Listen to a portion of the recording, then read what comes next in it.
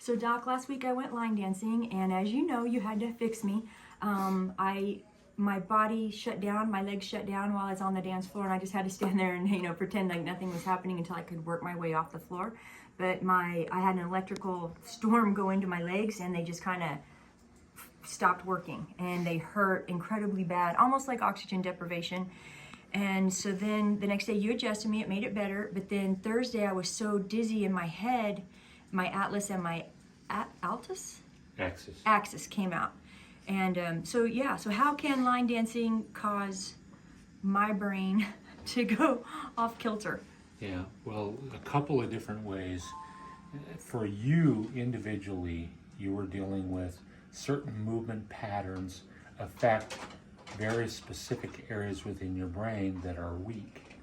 It's the weak link in the chain, and that weak link is the part that breaks. You've got other parts of your brain that are very, very excellent, very powerful, but the whole brain is dependent upon every part.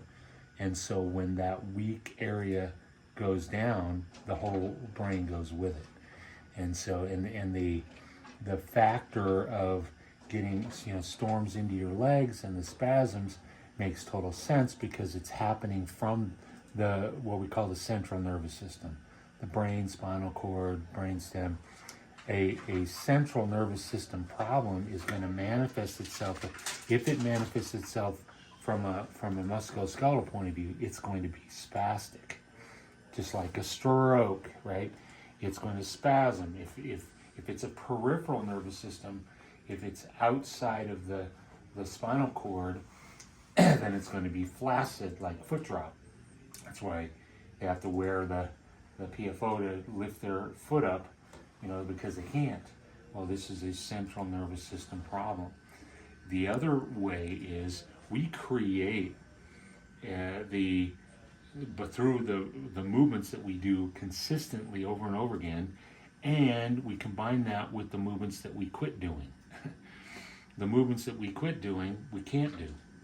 And we wonder why, man, I just can't move like I used to. It's because you stopped moving like you used to. Mm-hmm. And that plasticity, the part that you're doing all the time, becomes more and more plasticized. When you see a baby, they're like this. When you see the baby start to change into toddler and then teenager, adult, they're creating the ability to use the posterior musculature, and it creates the adult brain. Well, as we start to lose that, we say, oh, okay, I'm walking like an old person. Actually, you started walking like an old person and became an older person. and we see it as brain having a problem. And I'm telling you that this is a movement problem that causes the brain to go away, right? If you don't use it, you lose it. Yeah, that is an absolute in biology. And so, so line dancing or any other kind of activity, when it's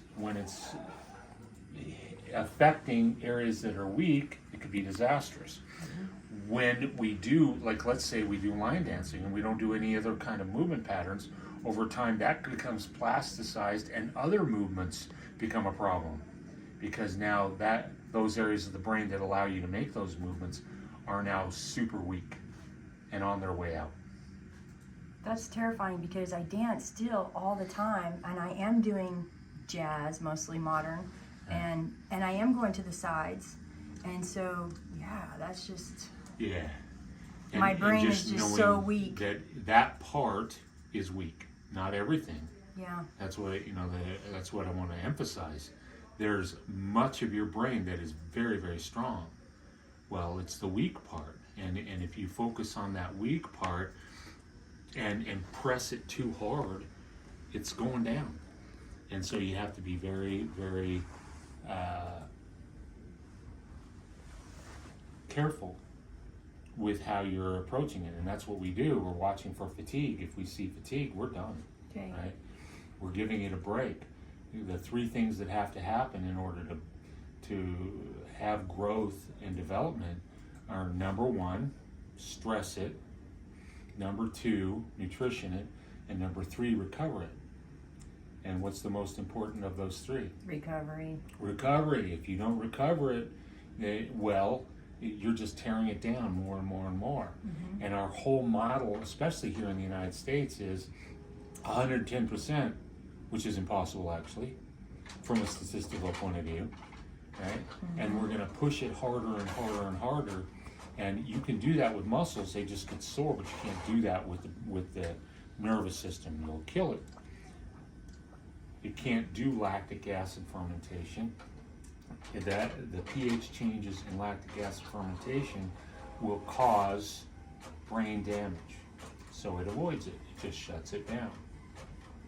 So is the remedy for me to do a little bit of line dancing every day just to build up that side-to-side pattern in my brain? Yep. Okay. And then when you feel, hey, that's the limit, stop. Okay.